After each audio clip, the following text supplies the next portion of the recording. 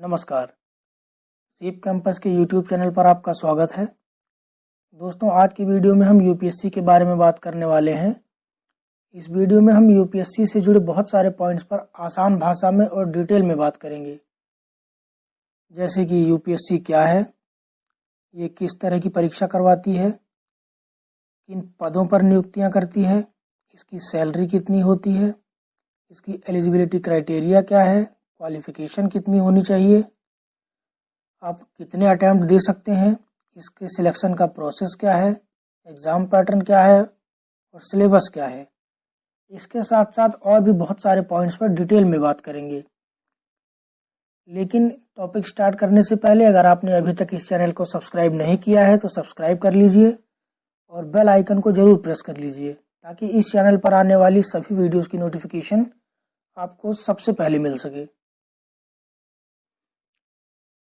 चलिए topic start करते हैं और सबसे पहले जानते हैं कि यूपीएससी क्या है। तो दोस्तों, अगर आपसे कोई ये कहे कि वो आईएएस या आईपीएस की तैयारी कर रहा है तो आप समझिए कि वो पूरी तरह से सच नहीं है।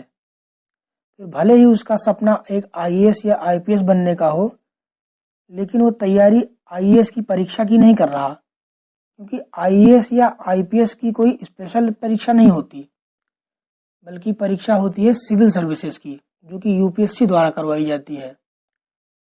तो जो लोग आईएएस या आईपीएस की तैयारी कर रहे हैं, वास्तव में वो सिविल सर्विसेज की तैयारी कर रहे हैं। यानी यूपीएससी द्वारा सिविल सर्विसेज का सिर्फ एक एग्ज़ाम करवाया जाता है और उसी एग्ज़ाम से आपके प्राप्तांकों यानी आपकी रैंक के आधार पर यह तय किया जाता है कि आपको कौन सा पद मिलेगा, आईएएस, आईपीएस, आईएफएस या कोई और पद। तो सिविल सर्विसेज की इसी परीक्षा को आप यूपीएससी, आईएएस या आईपीएस की परीक्षा के नाम से जानते हैं। तो चलिए यूपीएससी के बारे में थोड़ा सा और जानते हैं। तो जैसा कि यूपीएससी की फुल फॉर्म है यूनियन पब्लिक सर्विस कमीशन, यानी हिंदी में इसे संघ लोक सेवा आयोग कहते हैं। ये क्या होती है? तो यूपीएससी एक ऐसी केंद्रीय संस्था है जो लोक प्रशासन के प्रशासनिक अधिकारियों की नियुक्ति करती है। तो चूंकि मैंने कहा कि ये एक केंद्रीय संस्था है जो कि लोक प्रशासन के प्रशासनिक अधिकारियों की नियुक्ति करती है, तो आप में से बहुत सारे अभ्यर्थियों का डाउट होगा कि ये प्रशासन क्या होता है। तो आइए हम प्रशासन को थोड़ा समझ लेते हैं। प्रशासन दरअसल एक ऐसा तंत्र है जो सरकार के एक महत्वपूर्ण सहायक अंग के रूप में कार्य करता है। इसका मुख्य कार्य सरकार की अलग अलग मामलों में सहायता करना तथा इसे सलाह देना होता है, और सरकार द्वारा लोक हित में बनाए गए नियम व कानून को क्रमबद्ध तरीके से लागू करना, इसका क्रियान्वयन यानी प्रोसेसिंग करना तथा जनता से उस नियम का पालन करवाना, ये प्रशासन के मुख्य कार्य होते हैं। क्योंकि प्रशासन को उसके कार्यों के आधार पर अलग अलग विभागों में बांटा गया है और हर विभाग का एक अलग अधिकारी होता है, और इन्हीं अधिकारियों को अलग अलग नामों से जानते हैं। उदाहरण के लिए आईएएस, आईपीएस, आईएफएस, आईआरएस, ये सभी एक ही परीक्षा से चुने हुए परंतु अलग अलग डिपार्टमेंट के अधिकारी हैं। आइए अब जानते हैं कि यूपीएससी किन पदों पर नियुक्तियां करता है। तो सिविल सेवा परीक्षा द्वारा यूपीएससी लगभग 24 पदों पर नियुक्तियां करता है। हालांकि यूपीएससी कई पदों के लिए कई अलग अलग परीक्षाएं करवाता है, जैसे एनडीए, सीडीएस, सीएपीएफ यानी असिस्टेंट कमांडेंट, इसके साथ साथ और भी बहुत सारे परीक्षाएं लेता है। लेकिन अगर सिविल सर्विसेज के क्षेत्र में बात की जाए तो यूपीएससी सिर्फ एक परीक्षा लेता है, और इसी एक परीक्षा से बस लगभग 24 पदों पर, या इसे पद तो नहीं कह सकते, ये सर्विसेज होती हैं यानी सेवाएं होती हैं। इन सेवाओं में भी अलग अलग पद होते हैं। तो यूपीएससी लगभग 24 सेवाओं पर नियुक्तियां करता है। इनमें 2 ग्रुप के सर्विसेज शामिल हैं, ग्रुप ए और ग्रुप बी। आपको किस ग्रुप की सेवा के लिए नियुक्त किया जाएगा, ये आपकी कुल परीक्षा के प्राप्तांकों पर निर्भर करता है, यानी आपके रैंक पर निर्भर करता है। आप एक बात और समझ लीजिए कि हालांकि ग्रुप बी की सर्विसेज की नियुक्ति की जिम्मेदारी राज्य सरकार की होती है, क्योंकि ग्रुप बी के अधिकारी राज्य के अधीन कार्य करते हैं, लेकिन देश में कुछ ऐसे प्रदेश भी हैं जो वास्तव में एक राज्य नहीं है, वहाँ कोई राज्य सरकार नहीं होती, बल्कि उनका प्रशासन सीधे केंद्र के हाथों में होता है। वे केंद्र शासित प्रदेश होते हैं, इसीलिए वहाँ के ग्रुप बी के अधिकारियों की नियुक्ति भी यूपीएससी के द्वारा ही की जाती है। तो आइए अब हम ग्रुप ए और ग्रुप बी की सर्विसेज की लिस्ट देखते हैं। सबसे पहले बात करते हैं ग्रुप ए की। तो ग्रुप ए में लगभग 16 सर्विसेज शामिल हैं, जैसे IAS, IPS, IFS, IRS, आईएंडएएस, ICAS, आईसीएलएस, आईडीएएस और आईडीईएस। इसी के साथ साथ आईआईएस, आईआरपीएफएस, आईओएफएस, आईपीओएस, आईपीएनटीएफएस, आईआरएएस और आईआरपीएस, ये सभी ग्रुप ए की सर्विसेज हैं। इन सभी सर्विसेज में आपको ज़्यादा डिटेल में जानने की आवश्यकता नहीं है, बस आप इनकी लिस्ट जान लीजिए कि इनमें कौन कौन से सर्विसेज शामिल है, क्योंकि ये आपके बहुत ज़्यादा काम की चीज़ें नहीं है, क्योंकि अभी आपको प्री देना है, फिर मेंस देना है, उसके बाद डिसाइड होगा कि आप किस पद पे जाएंगे, तब आप इसको समझिए। अब ग्रुप बी की सर्विसेज देखते हैं। तो ग्रुप बी की सर्विसेज में एएफएचसीएस यानी सशस्त्र बल मुख्यालय सिविल सेवा, डीएएनआईसीएस यानी दिल्ली अंडमान निकोबार द्वीप समूह सिविल सेवा, उसके बाद डीएएनआईपीएस यानी दिल्ली अंडमान निकोबार द्वीप समूह पुलिस सेवा, फिर पीसीएस यानी पौंडीचेरी पुलिस सेवा, उसके बाद पीपीएस यानी पौंडीचेरी पुलिस सेवा। इस तरह से यूपीएससी में ग्रुप ए और ग्रुप बी की कुल 24 पद हैं या 24 सर्विसेज हैं। अगर बात करें इनके कार्यों की और इनकी सैलरी की, तो आप ये समझिए कि एक अधिकारी के कार्य कभी भी फिक्स नहीं होते कि आपको ये वाला काम करना है या ये वाली फाइलें चेक करनी है, नहीं, क्योंकि ये हेड ऑफ डिपार्टमेंट होते हैं, तो पूरे विभाग की जिम्मेदारी और जवाबदेही इन्हीं की होती है। ठीक वैसे ही जैसे आपके स्कूल के प्रिंसिपल होते हैं, जिन्हें आप वैसे तो कोई काम करते नहीं देखते, लेकिन पूरे स्कूल की जिम्मेदारी उन्हीं की होती है। स्कूल की बिल्डिंग से लेके उनके स्टूडेंट्स तक, उनके टीचर्स तक, कि कौन सा टीचर कब आया, नहीं आया, किस तरह से काम कर रहा है, बच्चे अनुशासन में है या नहीं, बिल्डिंग कैसी है, स्कूल के लिए कोई नई फैसिलिटी लानी है तो उसके लिए ऊपर से ऑर्डर लेना, या स्कूल में कोई दिक्कत है तो उसको ऊपर के प्रशासन तक अपनी बात पहुंचाना, ये सभी काम स्कूल के प्रिंसिपल के होते हैं। और इसी तरह उस विभाग से जुड़े हुए सभी काम उस अधिकारी के होते हैं, यानी उस अधिकारी की निगरानी में ही सारे काम किए जाते हैं। तो आप समझ सकते हैं कि एक अधिकारी के क्या काम हो सकते हैं। अगर इनकी सैलरी की बात की जाए तो इनकी सैलरी भी फिक्स नहीं है। इनमें अलग अलग पदों पर उनकी पोस्टिंग, यानी किस जगह पर उनकी पोस्टिंग हुई है, उसके हिसाब से अलग अलग वेतन होते हैं। लेकिन एक आईएएस का जो ग्रेड पे है वो लगभग 5400 होता है। 5400 ग्रेड पे ये, और उसके साथ साथ बहुत सारे अलावेंस यानी भत्ते भी होते हैं। इन सबको मिला के स्टार्टिंग सैलरी,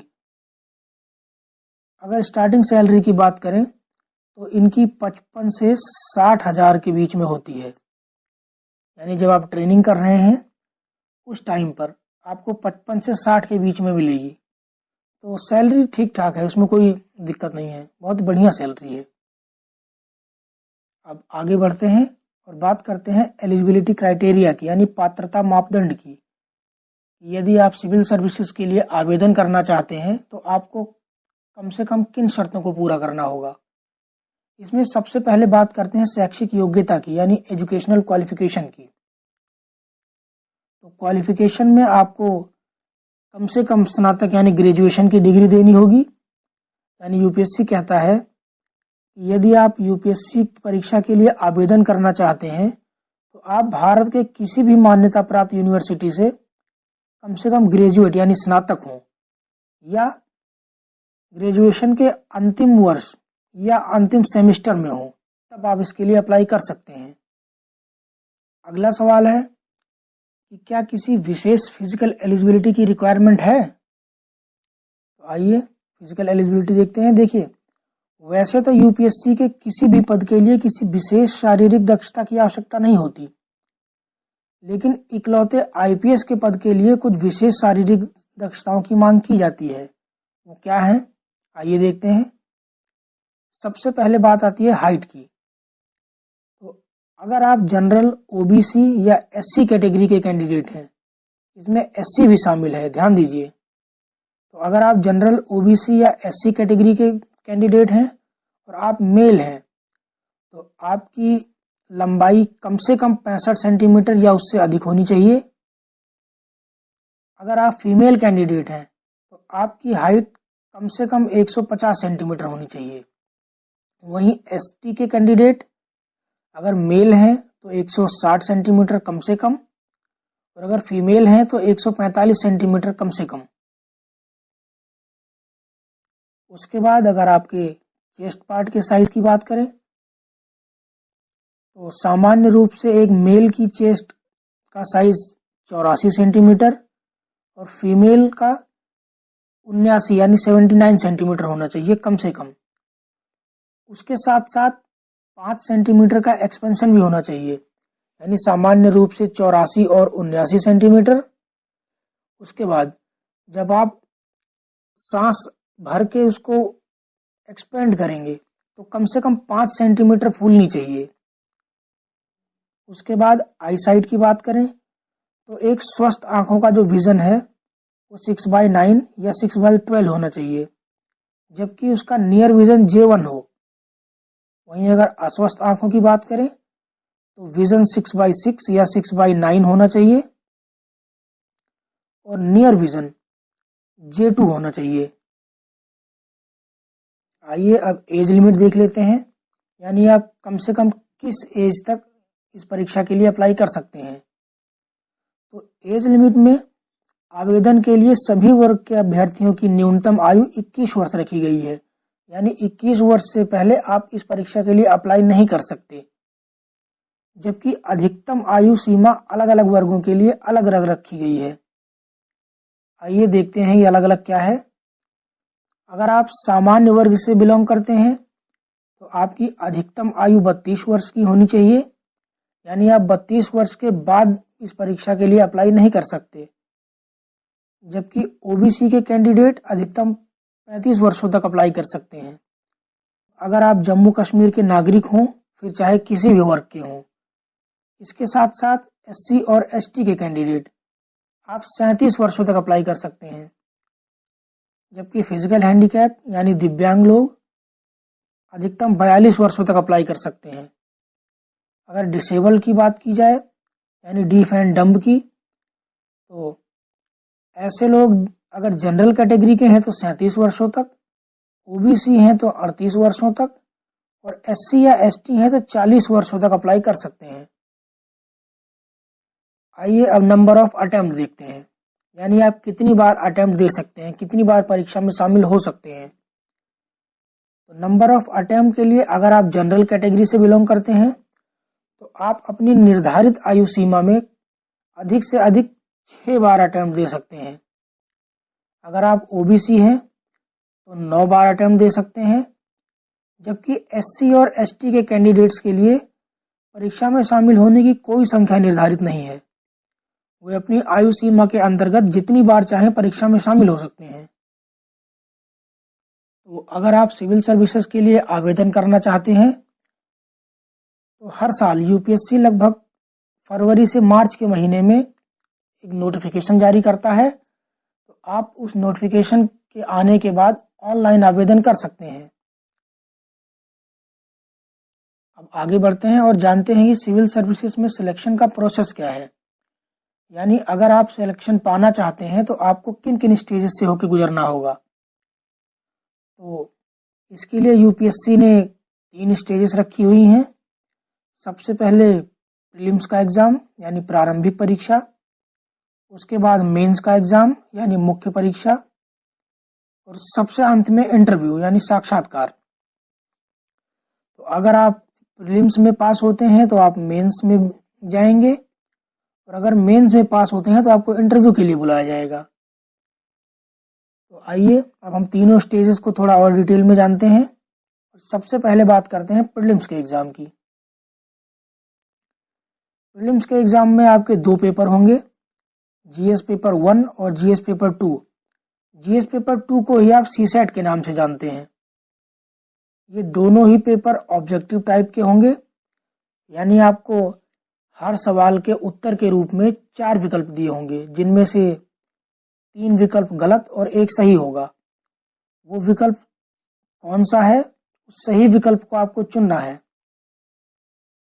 उसके बाद इसमें 1/3 की नेगेटिव मार्किंग भी होगी, यानी अगर आपको एक सही सवाल पर 2 अंक दिए जाएंगे तो आपको एक गलत जवाब पर आपका इस 2 का 1/3 काट लिया जाएगा, जो कि 0.66 होता है। यानी आपने एक सही सवाल का जवाब दिया और दूसरे सवाल का जवाब आपने गलत दिया, तो सही सवाल पर आपको मिले 2 अंक, जबकि एक गलत सवाल पर आपको अंक 1 भी नहीं मिलेंगे। लेकिन उस एक गलत सवाल के बदले एक सही सवाल का आपका 0.66 अंक काट लिया जाएगा। यानी अब टोटल आपके बचे सिर्फ 0.44 नंबर। और ये दोनों ही पेपर सिर्फ एक ही दिन में होंगे, यानी जीएस पेपर 1 आपका फर्स्ट मीटिंग में और जीएस पेपर 2 यानी सीसेट आपका सेकंड मीटिंग में होगा। जीएस पेपर 1 इसमें आपके कुल 100 प्रश्न होंगे। ये 200 नंबर के होंगे और 2 घंटे का पेपर होगा, यानी आपका हर एक सवाल 2 नंबर का। इसमें आपके हिस्ट्री, जियोग्राफी, पॉलिटी, इकोनॉमी, इन सभी जगहों से सवाल पूछे जाएंगे। जबकि इसी दिन सेकंड मीटिंग में आपका सीसेट का पेपर होगा। ये सिर्फ एक क्वालिफाइंग पेपर होगा, यानी आपको पास होने के लिए सिर्फ 33% अंक चाहिए। आप मेंस के लिए सिलेक्ट होंगे या नहीं, इसका सीसेट से कोई लेना देना नहीं है। मेंस के लिए क्वालिफाई करने के लिए आपको सिर्फ जीएस पेपर 1 में मेहनत करनी होगी। इसमें आप सिर्फ 33% नंबर लाइए और पास हो जाइए बस। इसमें आपके 80 सवाल पूछे जाएंगे और ये भी 200 नंबर का ही होगा, यानी इस बार हर प्रश्न आपके 2.5 नंबर का होने वाला है। ये भी 2 घंटे का ही पेपर होगा। तो अगर आप प्री में पास होते हैं और मेंस की परीक्षा आपकी डिस्क्रिप्टिव टाइप की होगी, यानी लिखित परीक्षा होगी। इस बार आपको कोई ऑप्शन नहीं दिया जाएगा। आपको इन सभी पर पेपरों के जो आंसर हैं वो अपनी कॉपी पर लिखने होंगे। इनमें टोटल 9 पेपर होंगे, जिनमें 1 निबंध का, 4 पेपर जीएस के, 2 लैंग्वेज के पेपर और 2 ऑप्शनल सब्जेक्ट के पेपर होंगे। ये सभी पेपर 250-250 नंबर के होंगे, लेकिन 2 लैंग्वेज के पेपर आपके 300 नंबर के होंगे। इन सभी परीक्षाओं के अंक आपके रैंक में जोड़े जाएंगे, जबकि ये 2 लैंग्वेज के पेपर, जिनमें एक भारतीय भाषा का पेपर होगा जबकि दूसरा कंपलसरी इंग्लिश का पेपर होगा, ये दोनों भी सिर्फ क्वालिफाइंग होंगे। यानी बिल्कुल सीसेट की तरह इनके नंबर आपके मेरिट लिस्ट में नहीं जोड़े जाएंगे। यानी आप मुख्य परीक्षा में पास होंगे, आपकी क्या मेरिट बनेगी, आप इंटरव्यू के लिए बुलाए जाएंगे या नहीं बुलाए जाएंगे, इससे इन दो भाषा के पेपरों का कोई लेना देना नहीं है। आपके कुल 9 पेपर्स में से 7 पेपर्स, जिनमें एक निबंध का, 4 जीएस के पेपर और 2 ऑप्शनल सब्जेक्ट के पेपर, यानी टोटल 7 पेपर। इन्हीं के प्राप्तांकों के आधार पर यह तय किया जाएगा कि आपको साक्षात्कार के लिए बुलाया जाए या नहीं। साक्षात्कार में चुने जाने या ना चुने जाने के लिए पेपर ए तथा बी की कोई भूमिका नहीं है और ना ही प्रीलिम्स के पेपर की कोई भूमिका है। प्रीलिम्स का पेपर सिर्फ आपको मेंस तक पहुंचाने के लिए था, बस। तो अगर आप मुख्य परीक्षा में पास होते हैं तो आपको इंटरव्यू के लिए बुलाया जाएगा और इंटरव्यू आपका 275 नंबर का होगा। तो इस तरह से आपके 7 पेपर के कुल 1750 अंक, इंटरव्यू के 275 अंक, यानी टोटल हुए आपके 2025 अंक। इन्हीं 2025 अंकों के आधार पर अंतिम परिणाम यानी कि फाइनल रिजल्ट घोषित किया जाएगा और आपको एक रैंक दी जाएगी। इसी रैंक के आधार पर यह तय किया जाएगा कि आपको किसी पद पर नियुक्त किया जाएगा या नहीं किया जाएगा, और अगर नियुक्त किया जाए तो किस पद के लिए। तो इस तरह अब तक हमने यूपीएससी और उसके पैटर्न के बारे में इस वीडियो में डिटेल में बात की। क्योंकि ये वीडियो काफ़ी लंबी हो चुकी है, इसलिए इस वीडियो में हमने प्री और मेंस के सिलेबस को सब्जेक्ट वाइज बहुत डिटेल में नहीं जाना है। लेकिन बहुत ही जल्द मैं पार्ट 2 अपलोड करूँगा, जिसमें प्री और मेंस के सिलेबस को डिटेल में डिस्कस किया जाएगा। उस वीडियो में हम देखेंगे कि आपके प्री में कौन कौन से सब्जेक्ट हैं, मेंस में किस पेपर में कौन कौन से सब्जेक्ट हैं, और सब्जेक्ट वाइज हम उनकी वेटेज भी देखेंगे कि कौन से सब्जेक्ट से प्रश्न ज़्यादा पूछे जाते हैं, आपको किस तरह से तैयारी करनी चाहिए। लेकिन इस वीडियो में अब इतना ही। अगर आपका कोई डाउट या कोई सवाल हो या कोई ऐसा पॉइंट जो मैं इस वीडियो में शामिल नहीं कर पाया हूँ, तो आप कमेंट में अपना सवाल पूछ सकते हैं, आपको उस सवाल का जवाब जरूर दिया जाएगा। तो इसी के साथ अगर आपको ये वीडियो पसंद आई हो तो इसे लाइक कर सकते हैं और चैनल को सब्सक्राइब जरूर कर लें, ताकि जब भी मैं पार्ट 2 इसका अपलोड करूं आपको उसकी नोटिफिकेशन तुरंत मिल जाए।